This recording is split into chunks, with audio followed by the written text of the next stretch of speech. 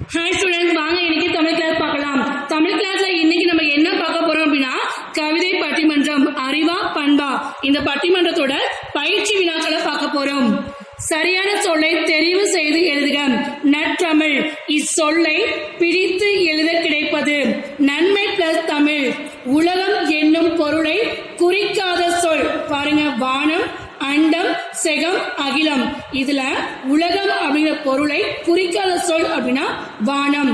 அறிவு பிளஸ் ஆயுதம் என்பதை சேர்த்து எழுத கிடைக்கும் சொல் அறிவாயுதம். புகழ் இச்சொல்லின் எதிர்ச்சொல். எதிர்ச்சொல்னா ஆப்போசிட். இகழ். வெளிச்சம் இச்சொல்லை குறிக்காத சொல் இருள். ஒளி, தெளிவு, விளக்கு, இருள். இதுல குறிக்காத சொல் அப்படின்னா இருள். கீழ்காணும் சொற்களை பிரித்து எழுதுக. செந்தமிழ் செம்மை பிளஸ் தமிழ். கவியரங்கம் கவி பிளஸ் அரங்கம். வினாக்களுக்கு விடையளிக்க. அறிவால் உயர்ந்தவர்களாக இன்சுவை யார் யாரை குறிப்பிடுகிறார்? Abdul Kalam, Thomas Alva Edison.